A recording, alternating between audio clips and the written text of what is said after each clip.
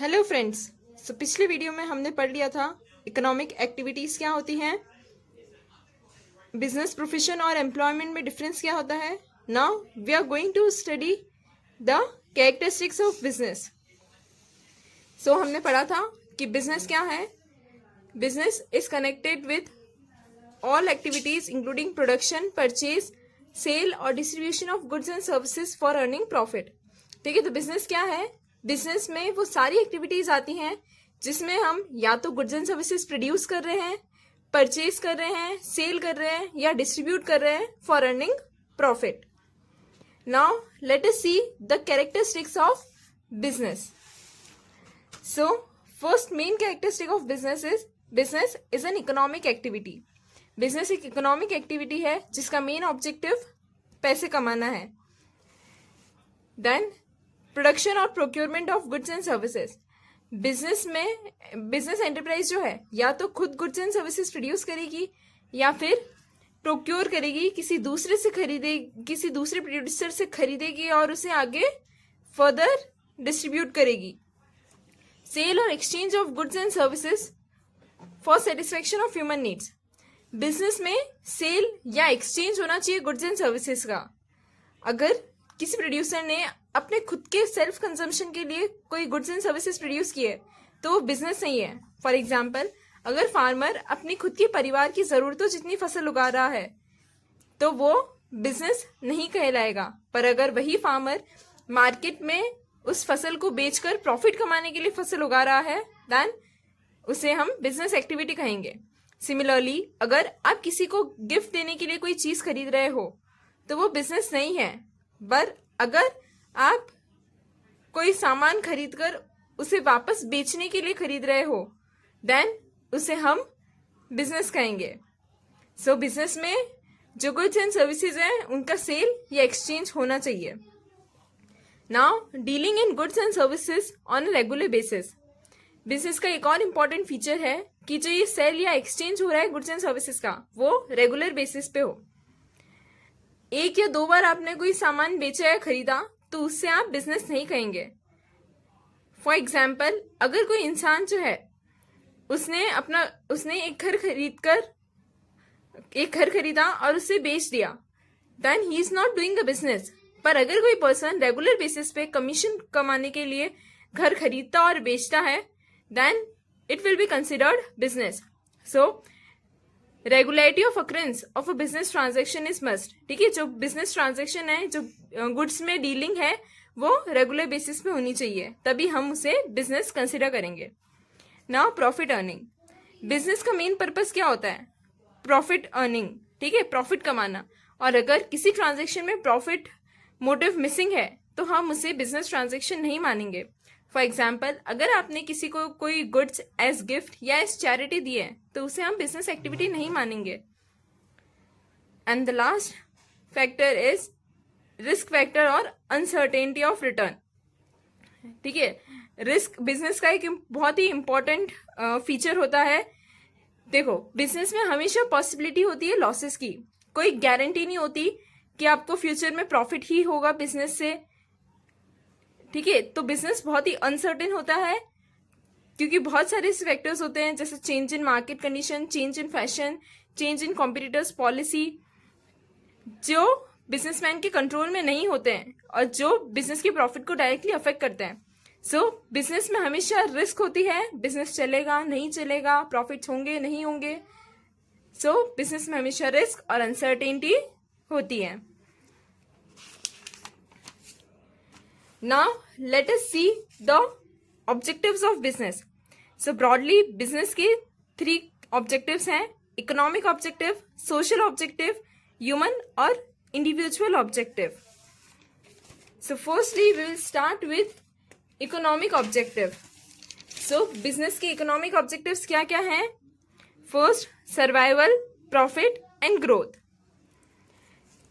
देखो, कोई भी बिजनेस जो है कोई भी बिजनेस ऑर्गेनाइजेशन जो है वो लंबे समय तक कॉम्पिटिटिव मार्केट में अगर सरवाइव करना चाहती है, मार्केट में बनी रहनी चाहती है, तो उसके लिए जरूरी है कि वो जो अपनी कॉस्ट है, जो खर्चे अपने, उसे कवर कर सके और प्रॉफिट कमा सके। Then second, profit.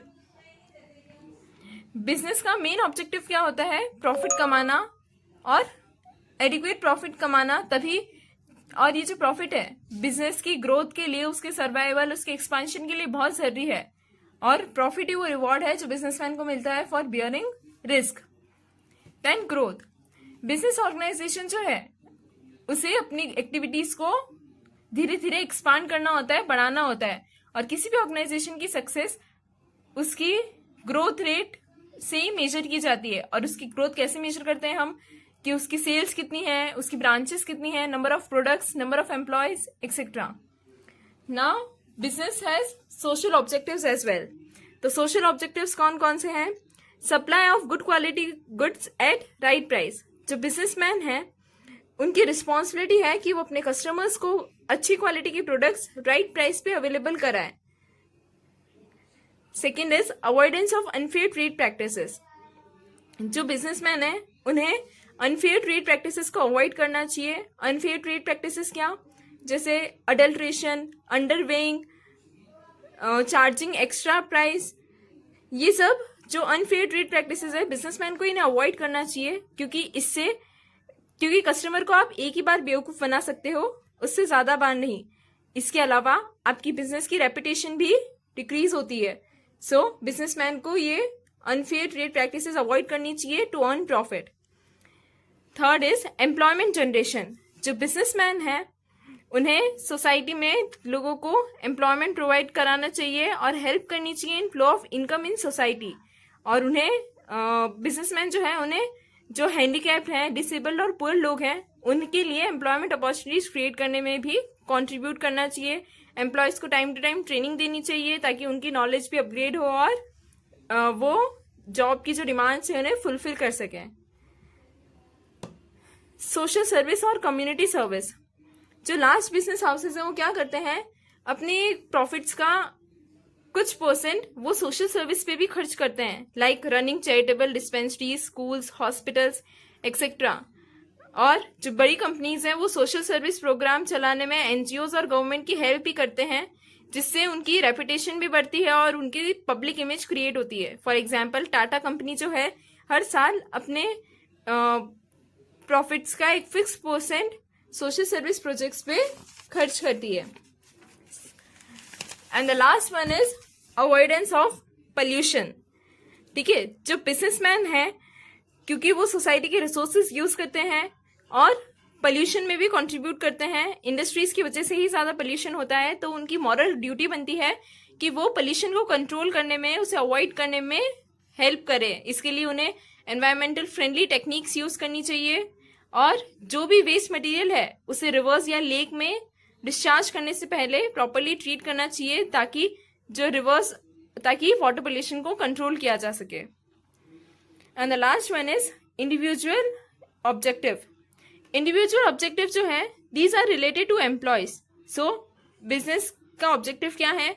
एम्प्लॉयज को अच्छी गुड वर्किंग कंडीशंस प्रोवाइड करे, उन्हें कॉम्पिटिटिव और सेटिस्फैक्ट्री वेजेस मिले, उनकी पर्सनल ग्रोथ और डेवलपमेंट के लिए उन्हें अपॉर्चुनिटीज मिले, जिसके लिए उन्हें टाइम टू टाइम ट्रेनिंग दी जाए ताकि वो अपनी नॉलेज को अपग्रेड कर सके।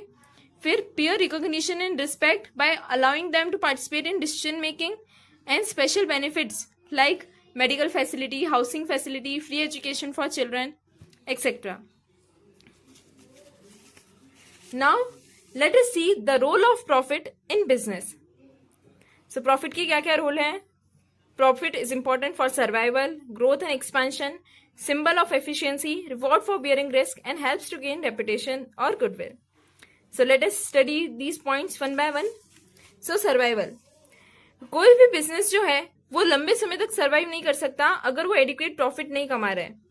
ठीक है, प्रॉफिट जो है वही बिजनेसमैन का सोर्स ऑफ इनकम है जिससे वो अपना जीवन चलाता है। और बिजनेसमैन को प्रॉफिट्स की भी जरूरत होती है ताकि वो अपनी जरूरतें, अपनी फैमिली की जरूरतों को पूरा कर सके। सो बिजनेस जो है वो तभी एक्सपैंड हो पाएगा जब बिजनेसमैन जो है सफिशिएंट प्रॉफिट्स अर्न कर रहा होगा।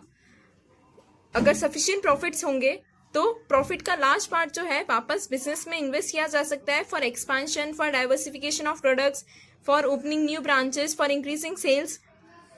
ठीक है, और जो प्रॉफिट्स हैं वो इंटरनल सोर्स ऑफ फंड होते हैं। सी, सोर्सेज ऑफ फंड दो तरह के होते हैं, internal source and external source. Internal source of profit में ओनर्स कैपिटल और प्रॉफिट एंड रिटेन अर्निंग्स आते हैं, and external source of credit में हमारी सारी बोरोइंग्स, लोन्स आते हैं। सो जो इंटरनल सोर्स ऑफ फंड है वो ज़्यादा चीपर होता है as compare to external source, ठीक है, क्योंकि अगर हम बाहर से कहीं से बोरो करेंगे तो उसके लिए हमें अपने एसेट्स को गिरवी रखना पड़ सकता है या हाई इंटरेस्ट रेट पे करना पड़ सकता है। बट अगर हम अपने ही बिजनेस के प्रॉफिट्स को यूज करेंगे तो उस पर हमें कोई इंटरेस्ट देने की जरूरत नहीं है, ठीक है, और कंपनी इजीली उन प्रॉफिट्स को यूज कर सकती है for expansion and growth projects. Third, symbol of efficiency और इंडेक्स ऑफ परफॉर्मेंस। तो प्रॉफिट इंडिकेट करता है कि कोई भी बिजनेस कितना एफिशिएंटली मैनेज किया गया है, ठीक है। प्रॉफिट क्या करता है, it act as index of performance of those who manage the business. Higher profits होंगे तो ये बताएंगे कि बिजनेस बहुत अच्छे से मैनेज किया गया है, और लोअर प्रॉफिट्स बताएंगे इनएफिशिएंसी ऑफ मैनेजमेंट, ठीक है, कि मैनेजमेंट इनएफिशिएंट है, अच्छे से नहीं है, मैनेजमेंट में कुछ कमी है। सो बिजनेस की सक्सेस जो है उसकी क्या एबिलिटी है प्रॉफिट अर्न करने की, उससे हम पता लगा सकते। And last, profit helps to gain reputation. एक प्रॉफिट अर्निंग कंपनी जो है उसकी रेपुटेशन मार्केट में हमेशा अच्छी होती है उन कंपनी से जो लॉसेस में चल रही होती हैं, ठीक है। तो आप किस रेट से प्रॉफिट अर्न कर रहे हो उससे कंपनी की एक अच्छी रेपुटेशन क्रिएट होती है मार्केट में, उसकी गुडविल बनती है, और उसकी मार्केट में उसकी कंपनी की प्राइसेस की शेयर्स भी उनकी वैल्यू इंक्रीज होती है, ठीक है। तो वो कंपनीज जो high rate of profit earn कर दिए उन्हें लोन भी इजीली मिल जाता है मार्केट से। इवन जो सफिशिएंट एम्प्लॉयज हैं वो भी एक प्रॉफिटेबल कंपनी में ही काम करना पसंद करेंगे जहां उन्हें अच्छी वेजेस और सैलरी मिल सके। Now, classification of business activities.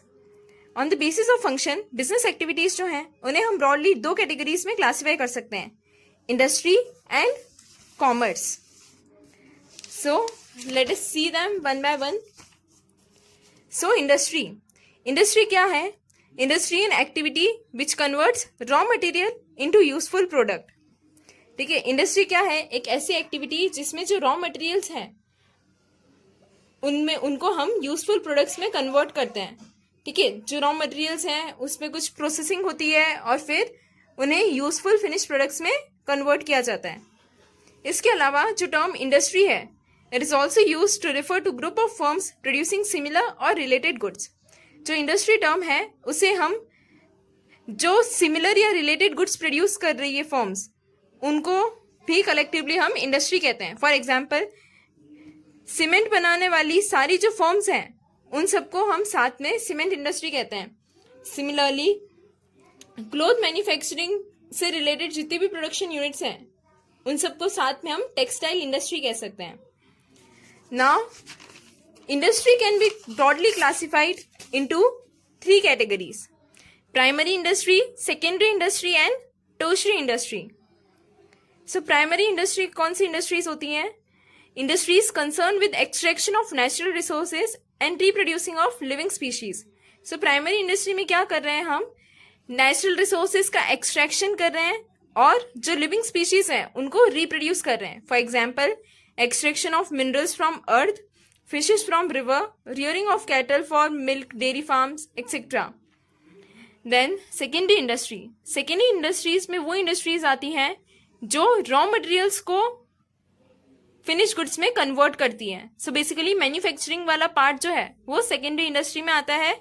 For example, steel manufacturing, जैसे माइनिंग, आयरन ओर में जो माइनिंग की हमने, ठीक है, आयरन ओर की माइनिंग की हमने, उससे हमें आयरन मिला, उस आयरन को एज रॉ मटेरियल यूज करके हमने स्टील बनाया, तो ये सेकेंडरी इंडस्ट्री का एग्जाम्पल है, ठीक है। तो सेकेंडरी इंडस्ट्री में प्राइमरी इंडस्ट्री से जो रॉ मटेरियल मिले हैं, प्राइमरी इंडस्ट्री जो मटेरियल मिले हैं उन्हें एज रॉ मटेरियल यूज करके हम नए फिनिश प्रोडक्ट्स बनाते हैं। Now tertiary industry. Tertiary industry क्या करती है? ये अलग अलग सर्विसेज प्रोवाइड करती हैं जो प्राइमरी और सेकेंडरी इंडस्ट्री को सपोर्ट करती हैं। सो बेसिकली टर्शरी इंडस्ट्री में कोई गुड्स प्रोड्यूस नहीं किए जा रहे हैं, बल्कि टर्शरी इंडस्ट्री में हम सिर्फ सर्विसेज प्रोवाइड करते हैं like transportation, banking, insurance, warehousing, advertising, जो प्राइमरी और सेकेंडरी इंडस्ट्री को सपोर्ट करते हैं, इसलिए टर्शरी इंडस्ट्री को सर्विस इंडस्ट्री भी कहते हैं. Now commerce. Commerce refers to all those activities which help directly or indirectly in distribution of goods to ultimate consumer. तो कॉमर्स क्या है? वो सभी एक्टिविटीज जो डायरेक्टली या इनडायरेक्टली जो गुड्स या सर्विसेज हैं उन्हें अल्टीमेट कंज्यूमर तक पहुंचाने में हमारी मदद करे, वो सारी एक्टिविटीज कॉमर्स कहलाती है. देखो, गुड्स एंड सर्विसेज जो बन गए हैं, तैयार हैं, उनका कोई यूज नहीं होगा अगर वो अल्टीमेट कंज्यूमर तक पहुंचे ना. ठीक है, गुड्स एक जगह बनते हैं जबकि कंज्यूमर्स अलग अलग कोने में फैले हुए होते हैं. ठीक है, कंज्यूमर्स को पता नहीं होता मार्केट में कौन से नए गुड्स आए हैं, उनका यूज क्या है.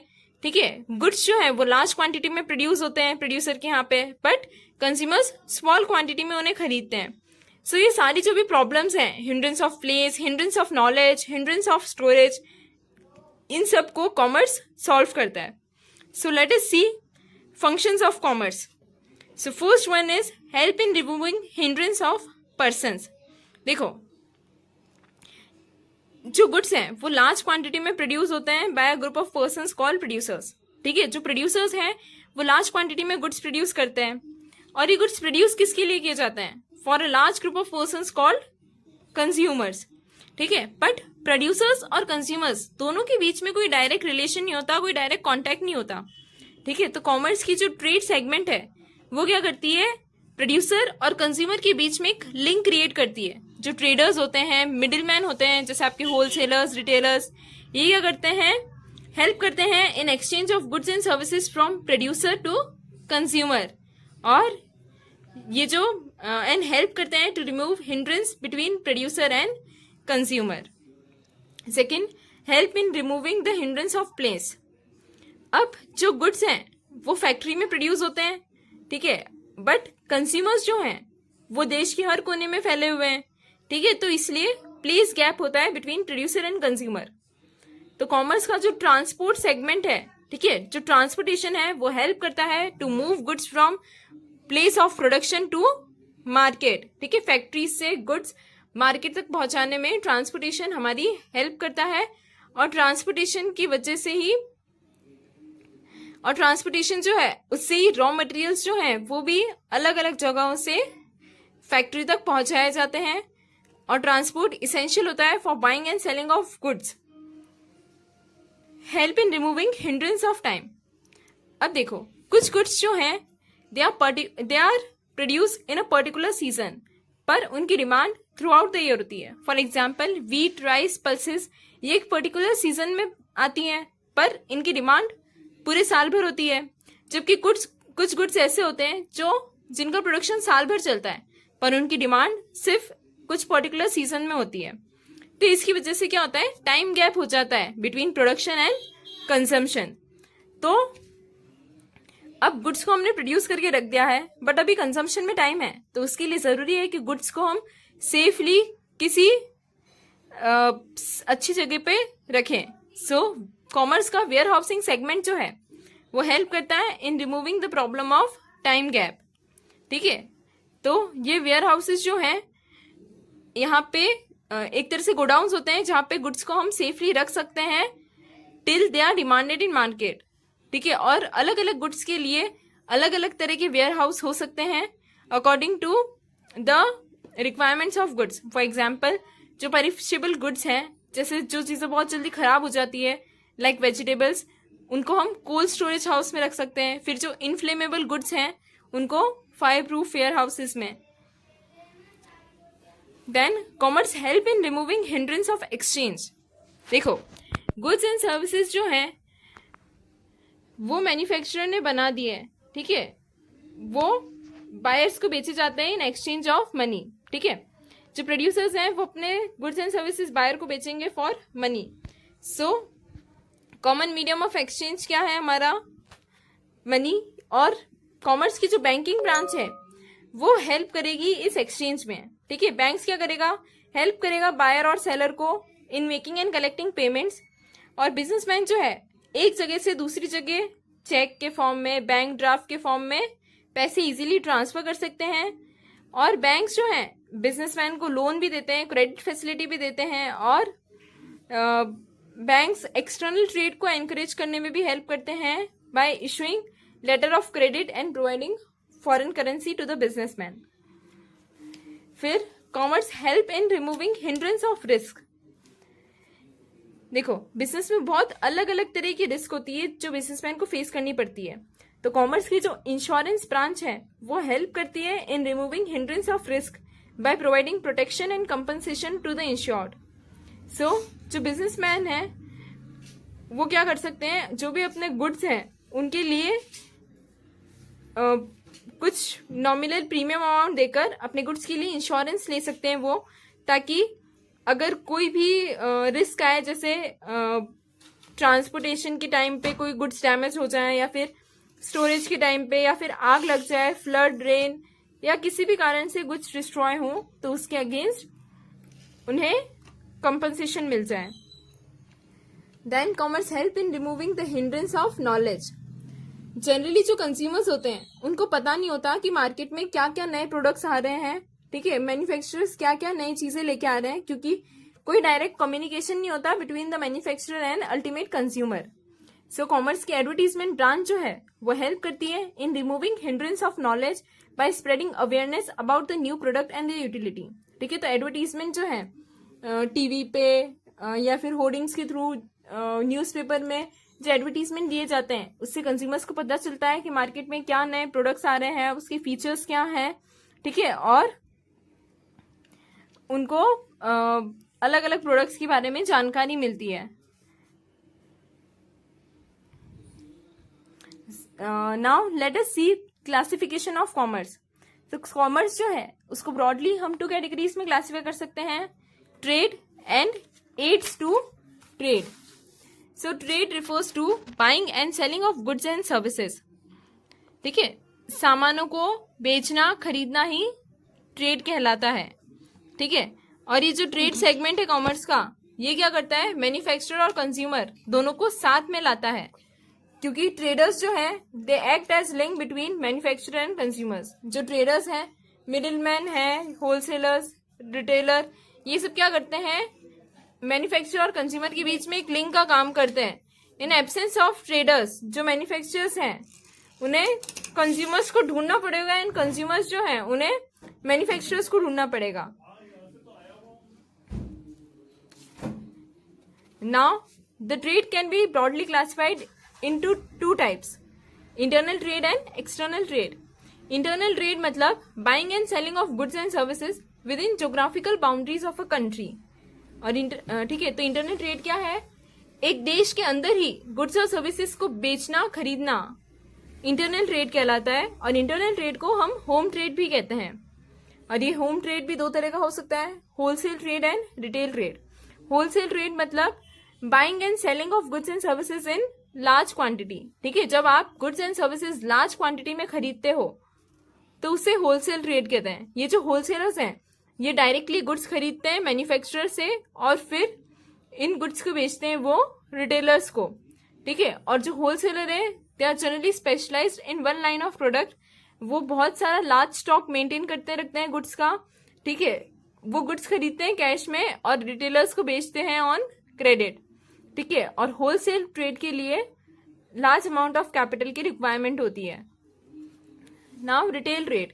रिटेल ट्रेड का मतलब क्या होता है, buying and selling of goods in small quantities. ठीक है, कम मात्रा में जब हम सामानों को खरीदते बेचते हैं तो उसे रिटेल ट्रेड कहते हैं। ठीक है, तो रिटेलर्स जो है वो होलसेलर्स से सामान खरीदते हैं और फिर उन्हें अल्टीमेट कंज्यूमर्स को बेचते हैं। External trade. एक्सटर्नल ट्रेड का मतलब क्या होता है, एक देश के बाहर भी बाइंग एंड सेलिंग। ठीक है, मतलब जो गुड्स एंड सर्विसेज हैं आप उसे दूसरे देशों में भी, दूसरी कंट्रीज में भी बेच रहे हो, खरीद रहे हो, तब हम उस ट्रेड को एक्सटर्नल ट्रेड कहेंगे। और एक्सटर्नल ट्रेड को ट्रेड बिटवीन 2 और मोर कंट्रीज भी कहते हैं। ठीक है, अब एक्सटर्नल ट्रेड 3 तरह का हो सकता है, export trade, import trade and entrepot trade. Export trade में क्या होता है, जब हम कोई गुड्स फॉरेन कंट्री को सेल कर रहे हैं तो उसे कहेंगे हम एक्सपोर्ट। फॉर एग्जाम्पल, अगर हम इंडिया से कोई चीज अमेरिका या चाइना भेज रहे हैं तो इसे हम कहेंगे export. Import refers to buying of goods from a foreign country. और जब हम जैसे टेक्नोलॉजी है, कैपिटल गुड्स हैं, ये दूसरे देश से लाइक अमेरिका या चाइना से हम टेक्नोलॉजी खरीद रहे हैं, कैपिटल गुड्स खरीद रहे हैं, तो उसे हम कहेंगे इम्पोर्ट। एंटरपोर्ट, एंटरपोर्ट का मतलब होता है import of goods for purpose of export. आप किसी दूसरे देश से सामान खरीद रहे हो किसी दूसरे देश में बेचने को, तो उसे हम कहेंगे एंटरपोर्ट। फॉर एग्जाम्पल, आपने चाइना से कोई चीज खरीदी, इंडिया जैसे इंडिया ने अगर चाइना से कोई चीज खरीदी तो वो हुआ इम्पोर्ट, एंड फर्दर उस चीज को आपने अमेरिका को बेच दिया, ठीक है, मतलब अमेरिका को एक्सपोर्ट कर दिया, तो इसे हम कहेंगे एंटरपोर्ट। एक देश से खरीदा और दूसरे देश को बेचा। I hope this is clear. Now let us see aids to trades. ठीक है, तो एड्स टू ट्रेड क्या है? अब ये वो सारी एक्टिविटीज जो ट्रेड के बिजनेस के स्मूथ फ्लो में आपकी हेल्प करें, उन सबको कहते हैं एड्स टू ट्रेड।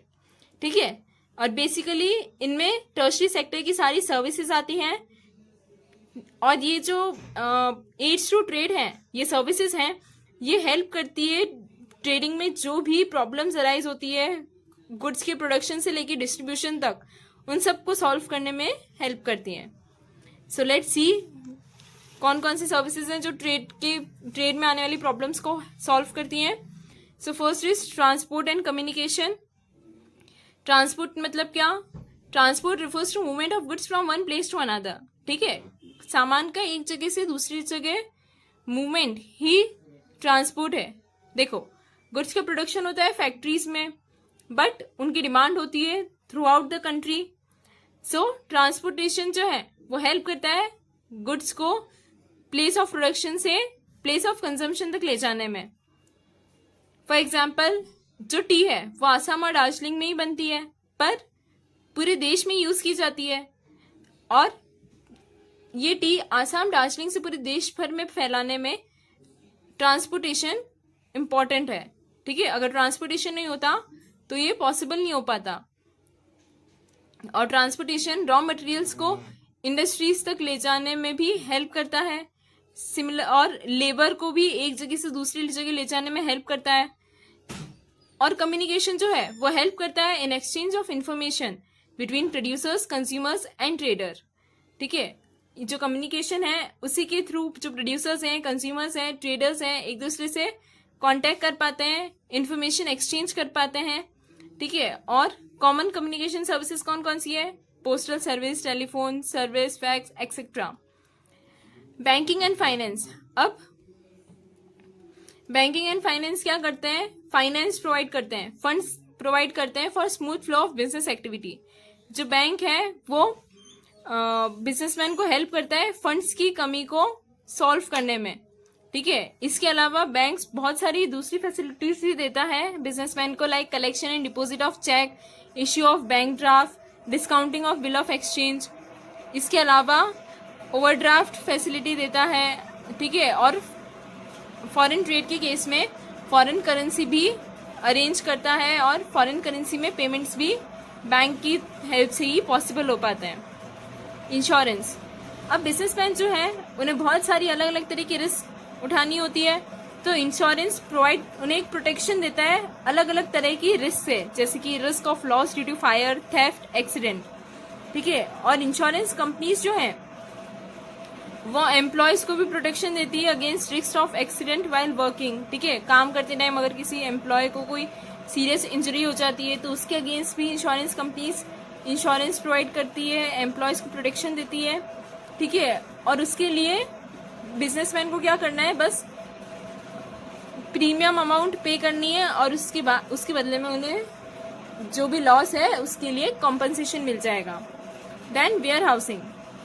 हमने अभी पढ़ा था कि प्रोडक्शन और कंजम्पशन में एक टाइम गैप होता है। ठीक है, गुड्स इमीडिएटली ऐसा नहीं होता कि गुड्स प्रोड्यूस हुए हैं और इमीडिएटली कंज्यूम कर लिए जाएंगे। ठीक है, इसलिए जब तक गुड्स की मार्केट में डिमांड होती है उतने समय तक के लिए हम गुड्स को वेयर हाउसेस में, गोडाउन्स में स्टोर करके रखते हैं। सो वेयर हाउसेस हेल्प करते हैं बिजनेसमैन की to overcome the problem of storage.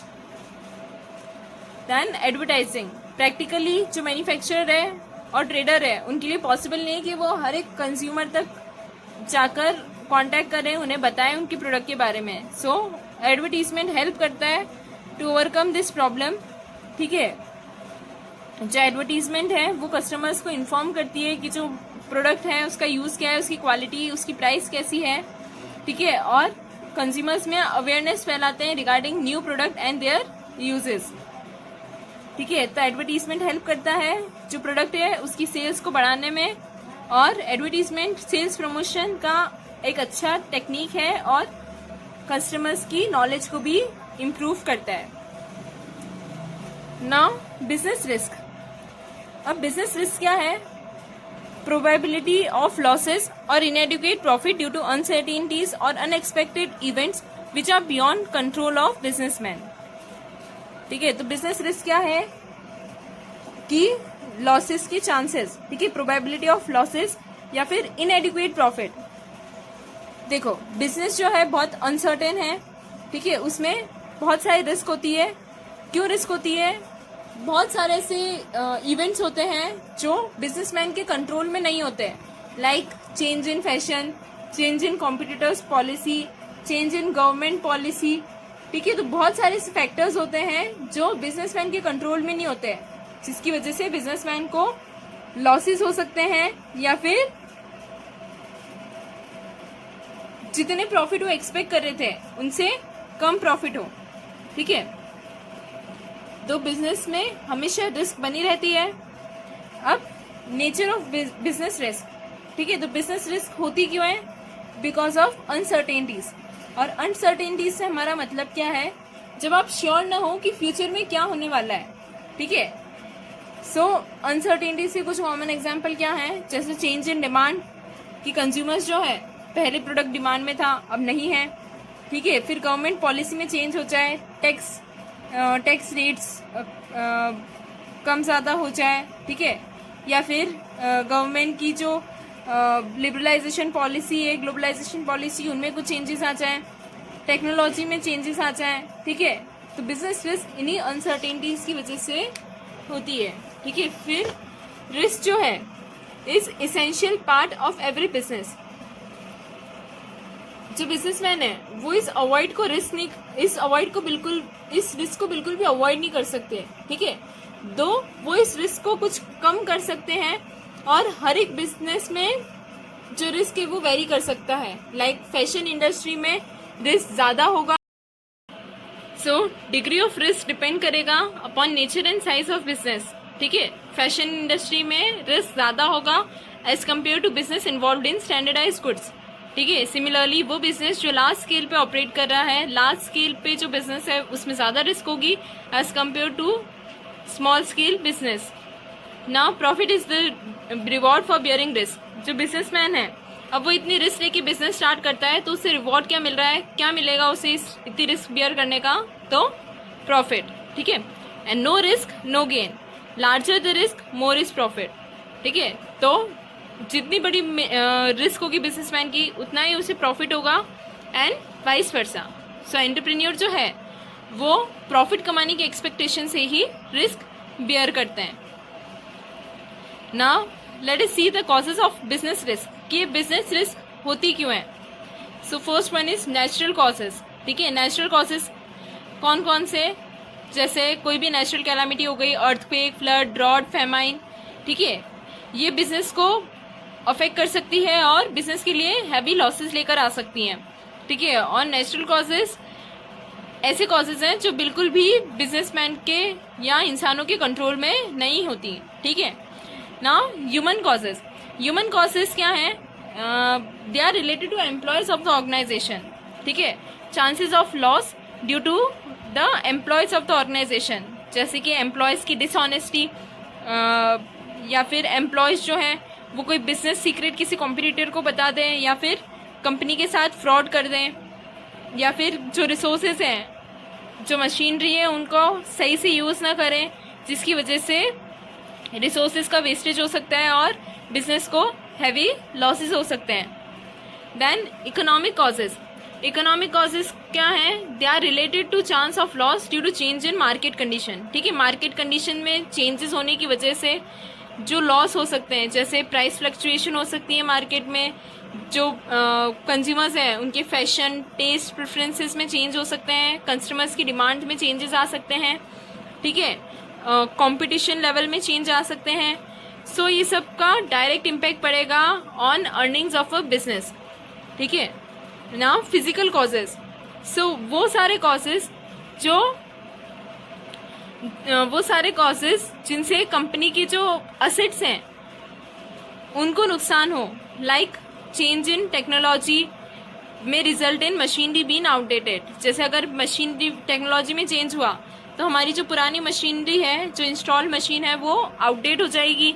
ठीक है, इसके अलावा अगर आपके असेट्स में कोई मैकेनिकल डिफेक्ट है, ठीक है, तो उससे भी कंपनी को बहुत लॉस हो सकते हैं। Like bursting of boiler. अगर आपकी मशीन्स में कुछ खराबी है, बॉयलर बस्ट हो गया, या फिर किसी एम्प्लॉय का मशीन से काम करते टाइम एक्सीडेंट हो गया, तो इन सब की वजह से भी जो कंपनी है उसको काफ़ी हैवी लॉस हो सकता है। Now types of business risk. So business risk कितने तरह की होती है? Let's see. इंश्योरेबल रिस्क, वो रिस्क जिसके अगेंस्ट हमें इंश्योरेंस मिल जाता है। ठीक है, the risk which can be recovered are insurable risk. ठीक है, तो इंश्योरेबल रिस्क वो रिस्क है जिसके अगेंस्ट कंपनी जो है उनको कंपनसेशन मिल जाता है फ्रॉम इंश्योरेंस कंपनी। ठीक है, और जनरली जो नेचुरल और फिजिकल रिस्क है, नेचुरल रिस्क यानी जो नेचुरल कैलामिटीज, अर्थक्वेक, फ्लड, ठीक है, और जो फिजिकल रिस्क है दैट इज जो असेट्स हैं उनमें कुछ डिफेक्ट है या फिर मशीनरी आउटडेट हो गई है, तो वो इंश्योरेबल रिस्क है। ठीक है, नॉन इंश्योरेबल रिस्क वो रिस्क जिसके लिए इंश्योरेंस कंपनी कोई प्रोटेक्शन नहीं देती। ठीक है, मतलब जिसके अगेंस्ट हमें इंश्योरेंस कंपनी से कोई कॉम्पनसेशन नहीं मिलेगा, वो नॉन इंश्योरेबल रिस्क है। ठीक है, लाइक जो बिजनेसमैन है, he can not get compensation for change in demand और loss due to carelessness of employees. ठीक है, जो बिजनेस मार्केट कंडीशंस में चेंजेस की वजह से जो बिजनेसमैन को नुकसान हुआ है, या फिर एम्प्लॉयज द्वारा कोई फ्रॉड, कोई चीटिंग की गई है, तो ये सब नॉन इंश्योरेबल रिस्क है। Third one is speculative risk. Speculative risk involve both the possibility of profit as well as loss. ठीक है, तो स्पेक्यूलेटिव रिस्क में दोनों ही पॉसिबिलिटी होती है, या तो आपको प्रॉफिट होगा या फिर लॉस। ठीक है, जैसे कि change in demand and fashion, तो चेंज इन डिमांड से आपको प्रॉफिट भी हो सकता है और लॉस भी हो सकता है। सो ये एक स्पेक्यूलेटिव रिस्क है। And the fourth one is pure risk. Pure risk में it involve possibility of loss और नो लॉस। ठीक है, अगर ये रिस्क आई तो लॉस होगा, और अगर नहीं आई तो no loss. For example, chance of fire, theft और स्ट्राइक। ठीक है, अगर आग लगी तो पूरी पॉसिबिलिटी है कि लॉस होगा, और अगर आग नहीं लगी तो कोई लॉस नहीं होगा। आई होप आपको ये वीडियो अच्छा लगा होगा एंड चैप्टर क्लियर हो गया होगा। अगर आपको ये चैप्टर अच्छा लगा हो, please do like, share and subscribe and comment below कि आपको ये एक्सप्लेनेशन कैसा लगा। Thank you.